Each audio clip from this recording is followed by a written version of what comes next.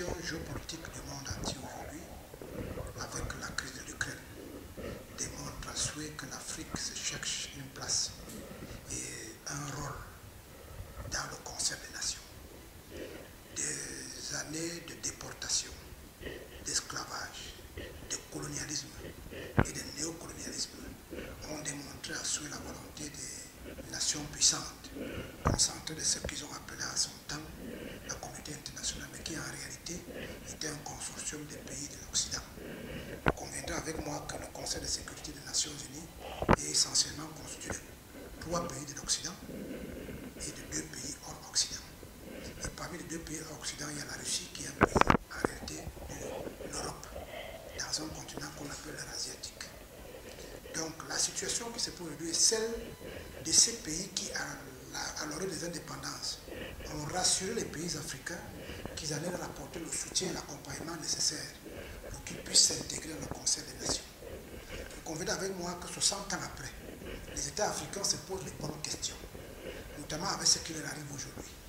La détérioration des termes de l'échange. Nous avons été des pays dans l'accompagnement de l'Union européenne, et j'en ai dit de l'Occident. Nous avons été accompagnés dans le sens de rendre les économies occidentales plus performantes et de faire en sorte que l'Afrique constitue d'être le laboratoire d'aide au développement des pays occidentaux. Avec la survenue de la crise de l'Union européenne contre la Russie et l'Union européenne de la crise de l'Ukraine contre la Russie, les États africains, j'allais plus des opinions africaines, ont pu se rendre à l'évidence que lorsqu'il s'agit d'un pays non africain, j'allais dire un pays hors du champ de compétences de l'Union européenne, de l'OTAN et de l'Occident, quand il y a survenu des problèmes, au plan économique, au plan sécuritaire, avec la profusion du terrorisme international, on s'est rendu à l'évidence que les moyens mis en œuvre pour juguler les questions de stabilité, de sécurité et de paix des Nations Unies sont plus avec acuité quand il s'agit d'un pays européen, notamment l'Ukraine, que d'un pays occidental.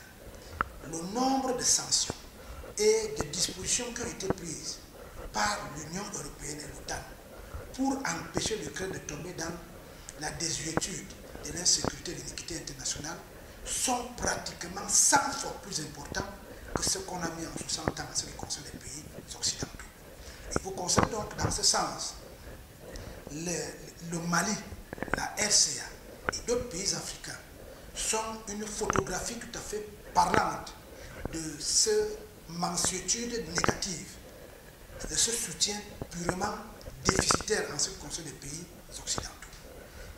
Le Mali a donc estimé, 12 ans après la présence des Nations Unies par rapport à ce qui avait été décidé à Yalta en son temps en 1945, qui disait que pour que les Nations Unies, pour que les nations européennes, pour que les nations africaines, les nations du monde ne subissent plus ce qu'un illuminé, qu'on appelait Hitler, avait fait subir à l'ensemble du monde entier, il aurait fallu que les mécanismes des Nations Unies se mettent en branle pour éviter que les pays du Conseil des Nations ne subissent ce qu'ils subissent. Quand on voit le nombre, la quantité d'argent, la quantité de dispositions qui ont été prises dans ce sens pour que l'Ukraine ne soit pas mal en point par rapport à l'invasion de la Russie, on se pose des bonnes questions.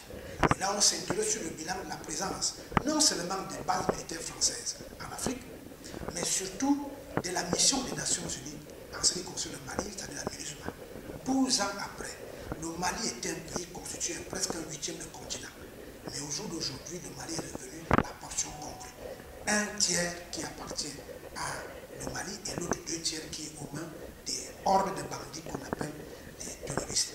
Le Mali s'est donc retourné vers une autre puissance occidentale, une autre puissance de l'Union européenne, de l'Europe, que l'on appelle la Russie. D'où vient-il qu'à ce moment précis, l'Union européenne s'interroge à travers une condescendance en une autre pareille, une condescendance qui a été rappelée par la présidente de la Commission de l'Union européenne, qu'il faut que lorsqu'on parle d'Afrique, m'amène le Chérimon, que l'on cesse d'être condescendant, qu'on ne considère pas les autorités africains comme des faire-valoir. Le Mali a donc estimé qu'on peut voir ailleurs. Et tout le monde constate que depuis que la Russie est aux côtés du Mali, la Russie a recouvré pratiquement 73% de son territoire. La Russie est en train, à travers un dialogue inclusif, d'arranger ses problèmes sécuritaires. Je crois donc que, vu sur ce temps, sauf changement de dernière minute, ce qui va arriver, c'est que la condescendance européenne va s'amoindrir. On va parler au Mali, qui est un laboratoire des émulsions démocratiques africaines. On va lui parler avec beaucoup moins de condescendance. Le Mali n'a pas l'intention de dire qu'elle peut se faire sans l'Europe. Le Mali n'a pas l'intention de dire qu'elle peut se faire sans les Nations Unies. Mais le Mali estime qu'il faudrait qu'on revoie, à travers un bilan tout à fait moins non exhaustif, la collaboration, le partenariat qu'il y avait avec l'Union européenne, notamment la France. Donc l'avenir du Mali n'est pas un avenir d'un État qui se met en marge de la communauté internationale, c'est un État qui envoie un message assez fort. Si on veut établir la sécurité, si on veut établir la sérénité et la stabilité au bénéfice des populations, les sanctions contre le Mali ne doivent pas être les sanctions contre la junte, mais les sanctions doivent avoir une ouverture sur les populations qui souffrent depuis pratiquement que le maréchal, que M. Idriss Déby est tombé. Donc je crois que moi je fais plutôt un plaidoyer à l'endroit de la communauté internationale, le même plaidoyer qui a été fait à la dernière session extraordinaire des chefs d'État et de gouvernement de l'Union européenne, de l'Union africaine, autant pour moi, à Malabo, qui a estimé qu'il faut tenir compte des désirata des populations, des aspirations des populations. Si on n'aime pas la junte militaire, encore qu'on peut, et je termine par là, définir ce que c'est que la junte militaire. Est-ce que monsieur le général de Gaulle, en 1945, est-ce qu'il n'était pas un militaire qui a remis la 5e République en place, qui fait aujourd'hui la France une grande nation? Les Maliens estiment qu'ils sont en phase avec les populations et la démocratie, c'est une bonne adéquation entre les aspirations populaires et les moyens mis à la disposition des gouvernants pour les rendre heureux. J'en appelle donc à l'Union européenne, j'en appelle à l'OTAN, j'en appelle au monde occidental de tenir compte de la volonté populaire des populations maliennes qui disent que les problèmes qu'on a de changements antidémocratiques et anticonstitutionnels dans ce pays viennent non pas des conséquences qui ont donné la junte de pouvoir, mais des causes. Les causes supposent que si le Mali a des ressources pétrolières, s'il a des ressources minières, que ces ressources soient essentiellement mises à la disposition des populations pour les appeler, pour les amener à un meilleur développement, ce qui n'est pas le cas pour le moment. Je ne suis pas sûr, dans une analyse froide, que la France peut se permettre le luxe de croire que ce qui s'est passé ces 60 dernières années dans une coopération avec l'Union européenne peut encore se faire aujourd'hui. À savoir que lorsqu'un chef d'État n'est pas en adéquation et en phase avec essentiellement la communauté internationale consacrée au niveau des Nations Unies, en ce qui concerne 3 pays, l'Angleterre, la France et les États-Unis, que ce qu'on semble considérer comme une menace vis-à-vis du Mali va se mettre en place. Vous avez constaté qu'en ce qui concerne la crise ukrainienne, il aurait fallu que l'Union européenne s'attache les services de pratiquement 30 à 40 pays pour essayer de permettre à ce que les populations ukrainiennes ne vivent pas ce que les populations africaines vivent. La Russie est une puissance, tant nucléaire qu'une puissance économique. La Russie a un ancrage avec la Chine. Et vous allez constater ces 10 dernières années que ces 2 pays ont un type de partenariat qui n'a rien à voir avec le partenariat néolien que nous avions avec l'Union européenne. À savoir, c'est un partenariat donnant-donnant. Vous vous souvenez qu'à une question de France 24, M. Paul Biya, le président du Cameroun, avait bien exprimé ce que l'opinion africaine exprime, à savoir que la Chine donne à la main gauche et ne retire pas la main droite, ce qui est le cas de l'Union européenne et des pays occidentaux. Je crois qu'il faut profiter de la phase qui a lieu aujourd'hui en Ukraine pour que les pays africains se reconstituent comme des entités à part entière et non des entités en part. Je crois que la Russie constitue, ça c'est mon avis propre, comme un paravent pour rappeler que l'unilatéralisme qui avait été mis en place depuis 1945 a des limites structurelles, des limites infrastructurelles. Il ne s'agit pas de condamner le Mali dans le sens qu'elle a fait un déni d'autorité en ce qui concerne la France, mais plutôt que le Mali s'est rendu à l'évidence que son pays est en train d'être un quasi non-État. Et aujourd'hui, force est de constater qu'avec la présence de la Russie, le Mali revient à la communauté. On a tenté des menaces à travers la CEDEAO, ça n'a pas marché. À cause de la mauvaise appréciation de cette posture de l'État malien, vous savez que le G5 Sahel a volé en lambeaux. Il faut qu'on nous dise essentiellement ce que veut dire la démocratie. Est-ce que la démocratie, c'est d'éviter que les pays et à leur tête des jeunes militaires, auquel cas la Guinée-Conakry a à son sein un colonel, le Tchad a à son sein un militaire. Il faut qu'on nous explique, pas comme des enfants, ce que c'est que la démocratie. Est-ce que la démocratie, c'est le fait qu'un enfant ne remplace pas son père à la tête de l'État, auquel cas Bush a remplacé Bush à la tête de la plus grande nation démocratique du monde, qu'on appelle les États-Unis? Est-ce que ça veut dire que les militaires, qui sont des êtres humains constitués, qui ont fait leurs humanités, ne doivent pas être dans le sens d'être dans les aspirations des populations? Auquel cas, je vous ai cité le général de Gaulle tout à l'heure, je peux vous citer le cas de l'Égypte. Il y a tellement d'exemples qui montrent que même le Mali, lorsque Amadou Toumani Touré était présent, on l'a consacré comme le président le plus démocratique au monde. Quelle est la différence entre Assimi Goïta et le président Amadou Toumani Touré? C'est simplement que les gens ont cru que l'opinion africaine aujourd'hui, qui n'a pas connu la guerre de 1939, qui n'a pas, de 1916-1919, la guerre de 39-45. Nous sommes une génération de gens qui ne veulent pas porter sur elle le côté négatif de ces deux guerres. Nous pensons que l'opinion internationale et l'opinion africaine doivent se mettre en phase pour voir comment le monde peut être meilleur. Les Maliens estiment simplement que pour le moment, c'est une phase de transition. Et cette phase de transition demande qu'on donne du temps pour que les Maliens s'arrangent entre eux à travers un dialogue inclusif. Faire des menaces à la junte militaire augmente le sentiment anti-européen. Or, les États africains ne peuvent pas vivre sans les Européens. Il ne faut pas que les Européens aient l'impression qu'ils peuvent vivre sans nous. C'est un problème conséquentiel. En ce sens que les paradigmes de gouvernance politique qu'on nous avait enseignés sont en train d'être en lambeaux. Parce que si en 1960, on pouvait manipuler la population dans le sens de mettre en place des moyens de juger nos chefs d'État, ce que j'appelle souvent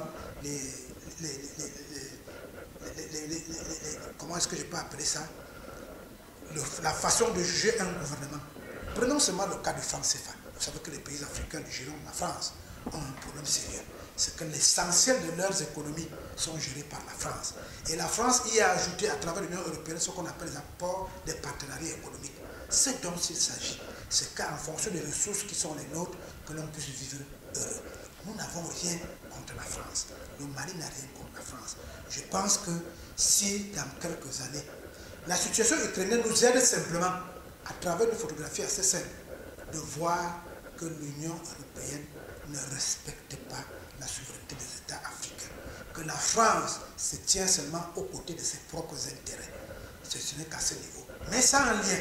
Ça a un lien en ce sens que ce que nous croyons être comme étant nos tuteurs, des gens qui nous aident à se développer, des gens qui nous permettent de rester dans la sérénité, dans la sécurité. Ce n'est pas le cas aujourd'hui. On peut donc se dire que la situation ukrainienne nous a simplement permis de savoir que ce n'est pas ce que nous voulions, ce que nous pensons que ça peut être dans la coopération qui est entre l'Union européenne et nous. Je crois qu'il faut faire un effort pour qu'on comprenne mieux les Africains aujourd'hui. Les Africains disent simplement que nous voulons avoir un partenariat gagnant-gagnant entre nos frères qui sont de l'Occident, nos frères qui sont de l'Union européenne. Nous voulons que les termes d'échange économique soient des termes d'échange qui soient ceux qui sont profitables aux deux nations.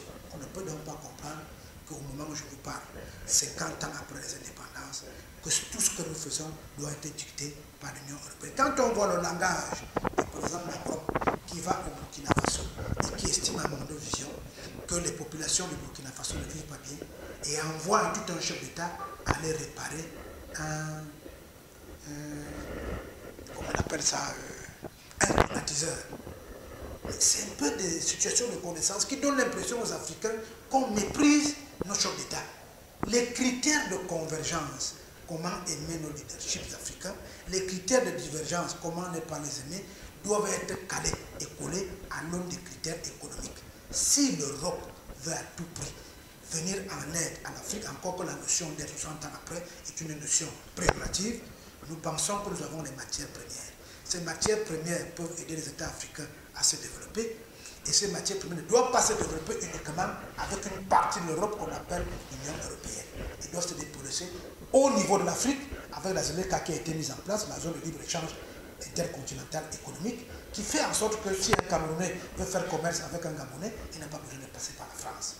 Maintenant, les questions au niveau des monnaies.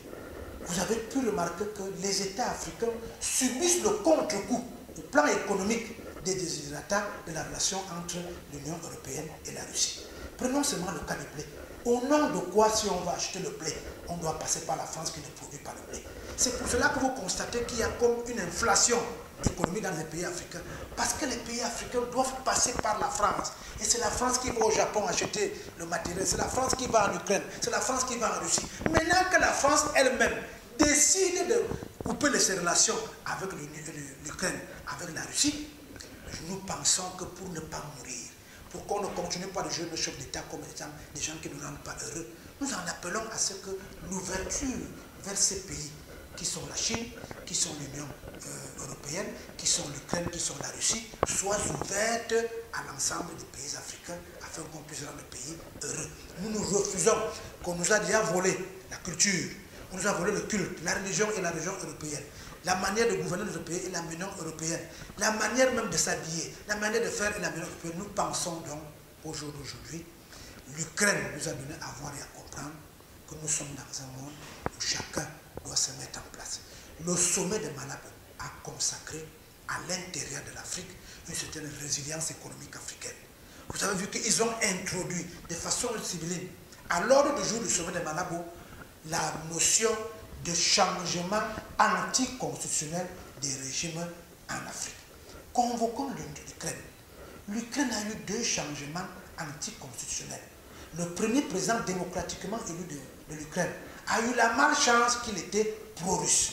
Vous avez vu que l'Union européenne a organisé pendant près de 3 mois un changement anticonstitutionnel à travers des marches et des embargos. Ils ont ajouté un deuxième changement anticonstitutionnel, c'est l'embargo qui a été fait à la Russie, qui est pratiquement le frère consanguin de l'Ukraine. Nous avons donc subi cela à distance et nous estimons qu'on ne peut pas faire autrement. C'est pour ça que vous avez vu la RCA a utilisé la crypto-monnaie parce que ça lui empêche d'envoyer 50% de ses avoirs en Union européenne, notamment à la Banque centrale européenne. Après ça, il est question qu'après qu'on ait résolu ce que je souhaite, la crise à l'Union européenne, parce que l'histoire a ceci de particulier qu'elle ne s'arrête pas mère bégaye. L'histoire retient que les 2 catastrophes que le monde a eues, c'était des catastrophes entre les Européens, entre eux. La première catastrophe était celle de 1916, l'attentat de Sarajevo, entre le monde arabo-musulman et le monde judéo-chrétien. La deuxième catastrophe était entre le monde judéo-chrétien, c'est-à-dire entre les Juifs et le reste de l'Europe. Nous refusons, comme cela a été le cas. On a considéré ça comme étant une catastrophe mondiale. L'Afrique dit la 3e catastrophe qui est entre les Européens ne doit plus être une catastrophe mondiale. Que les Européens, l'Union européenne et l'OTAN ne croient pas que la reconstruction de l'Europe, s'il y a survenu la catastrophe entre la Russie et le reste du monde, entre les pays qui ont la bombe atomique et tout cela, qu'elles ne croient pas que les Européens vont encore apporter les moyens nécessaires pour aller reconstruire l'Europe. L'unilatéralisme a fait son temps, il ne peut plus marcher. Nous en appelons à l'avènement du multiculturalisme et du multilatéralisme dans les relations et les partenariats économiques, politiques et internationaux.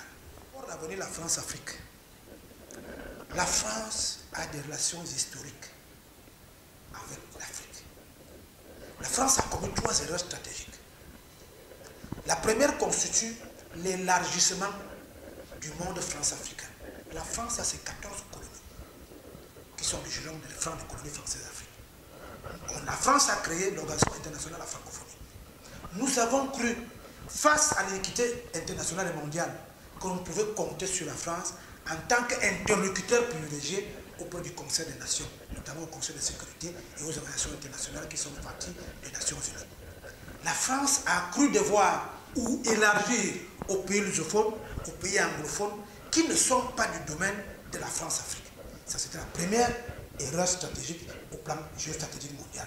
La deuxième erreur géostratégique, c'est que la France ne nous a pas avertis qu'elle-même ne constituait pas une nation forte, au point qu'elle fasse appel non seulement à l'Union européenne à ce qui concerne le franc CFA, mais en plus à l'OTAN en ce qui concerne la géopolitique mondiale. Nous ne pouvons pas continuer à rester avec essentiellement et uniquement un partenaire qui lui-même convoque son inefficacité, son incapacité à nous garantir au plan économique, au plan sécuritaire et au plan culturel. Nous avons donc constaté que la France convoque le reste des nations, elle convoque la Chine, elle convoque la Russie, elle convoque les États-Unis, elle convoque l'Union européenne. Nous avons donc pensé que si tel était le cas, il est donc mieux qu'on ait une relation directe avec ces pays qui peuvent aider à ce que dans les termes d'échange, au moins qu'on puisse sortir de l'ornière. La deuxième stratégie de la France, c'est que lorsqu'il y a eu survenue de la catastrophe de l'Ukraine, la France a complètement abandonné les États africains dans la guerre contre le terrorisme. On oublie souvent que la guerre contre le terrorisme est une guerre transnationale. Il y a des mécanismes des Nations Unies qui disent que lorsque une situation est transnationale, au plan sécuritaire, au plan sanitaire, au plan éducationnel, au plan culturel, ce sont des mécanismes des Nations Unies qui se mettent en branle. Les Maliens, les Camerounais, les Tchadiens, c'est pour la question de savoir pourquoi dans un seul pays africain, on trouve la présence de la France à travers les bases militaires, on trouve la MINUSCA, la MINUSMA et tout ce que l'on veut, et on trouve encore l'Union européenne. Je crois que les Nations Unies doivent être le seul interlocuteur lorsqu'on a face à une crise qui dépasse le cadre des nations. Sur ce plan-là, la France a encore commis une deuxième erreur. La troisième erreur, c'est de ne pas comprendre le cri d'orfèvre des nouvelles opinions africaines, cette jeunesse dont nous constituons, qui veut avoir des interlocuteurs vis-à-vis de la jeunesse européenne, de la jeunesse française. La France a connu une erreur historique, c'est de la cohabitation. La cohabitation a fait disparaître les interlocuteurs privilégiés de la France en Afrique. Vous vous souvenez de quelques sommets qu'on a eus, où on voyait M. Chirac accompagné de M. Mitterrand, on ne savait pas de quel côté on doit se liguer. Il faut que la France, en son sein, qui est un pays multiracial, qui est un pays multicolore, essaie de faire un effort pour comprendre que les choses avancent, le monde bouge. L'Afrique veut jouer son rôle, l'Afrique a des objectifs de développement. Que la France sache qu'elle a sa place en Afrique de par l'histoire. Que la France sache qu'elle doit faire l'ajournement que si les autres pays ne reconnaissent pas que la colonisation, l'esclavage sont des crimes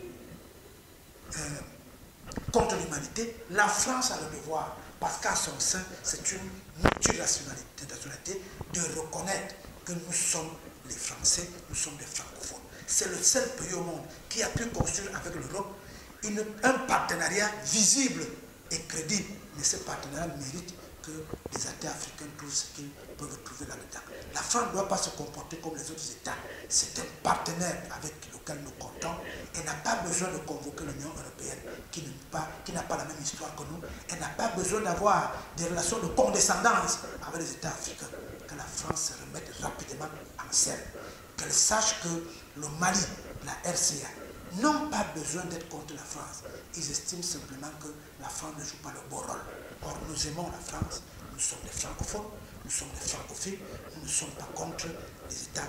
Nous voulons simplement que la France ne se mette pas en collusion pernicieuse avec les États dont nous n'avons aucune histoire. Est-ce que la France est donc prête à ne pas considérer les États africains comme les considère comme les autres nations?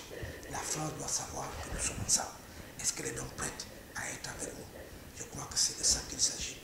La France doit savoir que la Chine a imposé l'infrastructuration économique chez nous. La France a construit 4 barrages qui permettent qu'on ait l'énergie, alors qu'on ne peut pas faire sans la France. Nous aimons la France, nous sommes avec la France, qu'elle sache que nous sommes ensemble, mais c'est un partenariat donnant-donnant dont nous avons besoin. Est-ce que cela est possible? Je crois que c'est encore, on n'est pas encore très éloigné de ce partenariat-là. Il y a encore beaucoup de chances, il y a encore un pont que l'on peut mettre en place. Est-ce que cela est possible? C'est encore possible pour le moment. Que la France se ressaisisse très rapidement, que les politiques françaises sachent que nous sommes ensemble. Il n'y a pas d'autre chose. On ne peut pas faire ça. Eux aussi ne doivent pas faire ça.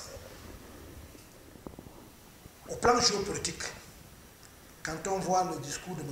Lavrov, le ministre des Affaires étrangères de la Russie, je ne crois pas que, pour le moment, il soit possible qu'il y ait une déflagration entre la France et la Russie. Cela n'est pas possible. La Russie est une puissance nucléaire. Et les puissances nucléaires sont mises en place après 1945, justement pour empêcher qu'un État, une nation ou un gouvernement puisse utiliser cela contre un autre. On va retrouver à une situation de non-retour. Je voudrais rassurer les États africains qui ne doivent pas compter sur la Russie et la Chine, dans le sens qu'elle va utiliser la bombe atomique et tout ce qui s'agit.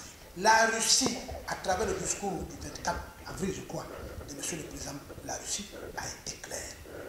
L'Union européenne et l'OTAN, ils avaient entre eux un certain nombre d'accords qui leur permettaient de vivre en bon terme. Et l'un de ces accords était que les pays satellites de l'ancienne URSS ne devaient pas poser des actes qui remettent en cause la sécurité de la Russie, la Fédération de Russie. Or, tout le monde a constaté que l'Union européenne, en tout cas les nouveaux leaderships qui sont mis en Europe, qui n'ont aucun ancrage avec les partenariats historiques qui avaient été mis en place depuis 1945. Et c'est dommage pour le président Macron qui n'a pas connu la guerre. Il aurait dû comprendre l'Afrique, il aurait dû comprendre la Russie, la Syrie, il aurait dû comprendre. Eux-mêmes, ils ont donc cassé ce verrou qui empêchait qu'il y ait des déflagration entre les grandes nations. C'est dans ce sens qu'il faut bien considérer la situation ukrainienne. C'est une situation entre les gens qui ont fait les accords de Yalta, les gens qui ont fait les accords en 1990 avant que le mur de Berlin ne s'écroule. Est-ce que l'Union européenne a respecté les désidératas qui font partie du fondement de cet accord? Ça, c'est entre eux. Mais je voudrais que votre opinion, vos téléspectateurs retiennent que c'est ce manque de respect des accords entre les États dits puissants qui nous a amené à la Première Guerre mondiale, qui nous ont amené à la Deuxième Guerre mondiale. Est-ce que ça va encore amener à la Troisième Guerre mondiale? J'en doute, parce qu'ils comptaient sur les États africains qui ne sont plus prêts. Le vote au Conseil de sécurité des Nations Unies doit amener les Européens, et notamment la France, à beaucoup réfléchir. Pratiquement la moitié des États africains ont voté contre l'invasion de la Russie. C'est un appel assez fort, c'est un appel assez clair. Et j'ai bien peur qu'après, à l'issue de cette crise ukrainienne, parce que ce n'est pas une guerre, c'est une crise ukrainienne entre Européens, que le monde ne soit plus comme il était avant. Et les Africains refusent de ne pas jouer un rôle primordial dans la reconstruction de l'Europe s'il y a des déflagrations, mais plutôt dans la construction de l'Afrique s'il n'y a pas de déflagration. Quand les Africains vont aller vers les Européens après la crise ukrainienne, il faudrait que les leaderships ukrainiens interprètent très bien les marches qui ont eu lieu en Afrique du Sud, les marches qui ont eu lieu au Mali, les marches qui ont eu lieu en Europe, pour que l'Europe respecte l'Afrique, la maman nourricière du monde. Quand la France va revenir, qu'elle se souvienne que c'est elle qui va construire l'Afrique et qu'elle paye le juste prix. Qu'elle se souvienne que France 24 RFI n'ont plus d'impact sur les opinions africaines qui ont des réseaux sociaux pour savoir que tout le monde souffre, que tous les peuples souffrent. Qu'elle se souvienne que les assassinats des chefs d'État n'auront plus aucun impact sur les opinions dont nous constituons. Qu'elle se souvienne surtout que nous sommes en phase avec les opinions européennes. Parce que les enfants qu'on appelle les gilets jaunes, ce sont les marches de Maurice Kamto, ce sont les marches de Jean Ping, ce sont les marches d'Assimi Goïta. Il n'y a pas de différence. Nous voulons simplement que l'on sache que le discours d'Obama et le discours de Sarkozy à Gorée et au Ghana, qui disait que l'Afrique n'est pas a de la peine à entrer dans l'histoire. L'Afrique, c'est l'histoire. Voler l'histoire de l'Afrique, aller mal l'écrire à travers la Bible et le Coran, ne fait pas en sorte que nous, les enfants de Kunta Kinte, les enfants des frères d'Assimi Goïta, les enfants de Kwame Nkrumah, les enfants qui veulent venger Kadhafi, qui veulent venger Thomas Isidore Sankara. Nous, nous sommes des émotionnés. Nous savons faire des relations entre nos frères, des relations sentimentales. Nous savons quelles sont nos limites.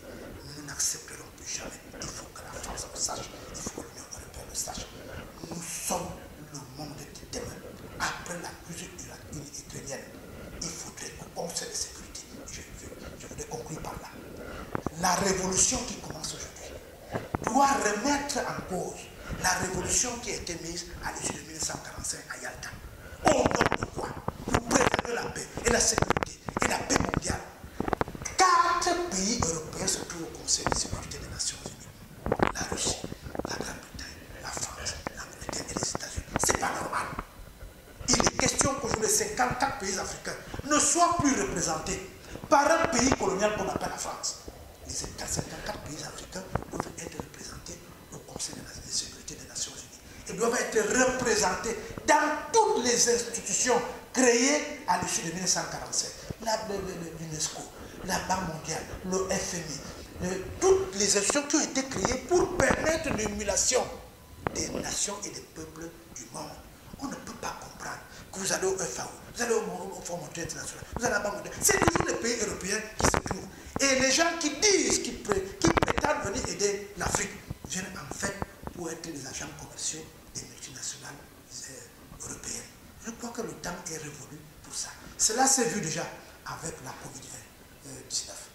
Ils ont encore voulu nous imposer comme étant une maladie mondiale. Vous savez comment les États africains ont estimé qu'ils ont en leur sein ce qui peut rayer l'iniquité internationale, ce qui peut permettre de s'en sortir avec la Covid-19. Le directeur général de l'OMS avait cru devoir dire que comme les laboratoires européens et les laboratoires chinois ont fait des erreurs et que ce sont les États africains qui vont mourir comme des draps. Vous avez constaté que les États africains se sont réveillés. On est allé convoquer notre forêt, on est allé convoquer, et nous voulons simplement que quand on a pu sauver le monde, comme on l'a fait en 16-19, comme on l'a fait en 39-45, comme on l'a fait avec la Covid, comme on l'a fait avec Ebola, nous disons aux Européens, surtout les Occidentaux, nous ne serons plus à grand jamais les laboratoires d'expérimentation, de leurs laboratoires qui tuent les gens. Nous ne serons plus jamais les laboratoires d'expérimentation des aides. On ne veut pas qu'on nous aide. On veut qu'on paye au juste prix les multiples richesses qui sont en Afrique. Nous tiendrons compte du fait que c'est eux qui font les recherches. Nous tiendrons compte du fait que c'est eux qui font l'exploration, mais qu'ils paient le juste prix. Nous refusons que nous faisons le cacao et c'est eux qui fixent les prix. Nous refusons que nous faisons un certain nombre de choses, c'est eux qui fixent les prix. Nous refusons que même les supports d'éducation rayent complètement ceux qui sont morts pour l'Afrique, ceux qui ont fait des grandes choses pour l'Afrique. Nous convoquons ici ce que Léopold Sédar Senghor, Léopold Damas, le président ivoirien, et tous les autres, Malcolm X, Dr Martin Luther King Jr., nous rêvons d'un monde qui est l'universalité où chacun apporte ce que Dieu lui a pourvu comme talent. Le monde universel ne doit pas être un monde latéral, unipolarisé sur l'Europe. Ça a donné ses limites. Nous pensons que l'Europe a fait une course très forte envers l'industrialisation. Il n'est pas bon qu'elle nous dise de ne pas faire la même chose. Nous en appelons à ce que l'Europe vienne en Afrique la mamelle nourricière, mais qu'elle laisse aussi les autres nations venir à la mamelle nourricière. C'est de ça qu'il s'agit et rien d'autre. Nos enfants demandent que lorsqu'ils vont en Europe, qu'ils vont en Ukraine, qu'ils vont en Russie, qu'ils ne soient pas considérés simplement comme des Africains, qu'ils soient considérés comme des gens forts en thème. Parce que l'histoire a ceci de particulier, qu'elle ne s'arrête pas, mais elle bégaye. Et deux bégaiements de l'histoire nous ont démontré que ce sont les esclaves africains, les gros bras, les gros cerveaux qui ont conçu l'Amérique, qui est la première puissance politique aujourd'hui. Ce sont les mêmes qui ont conçu l'Europe, ce sont les mêmes qui vont conçu la Russie lorsque c'est la déflagrée, mais nous préférons que ces gros bras conçuent l'Afrique. Est-ce que c'est vraiment une mauvaise chose que d'envoyer à l'endroit de nos partenaires un message de paix, un message d'amour, un message de solidarité? C'est de ça qu'il s'agit et rien d'autre.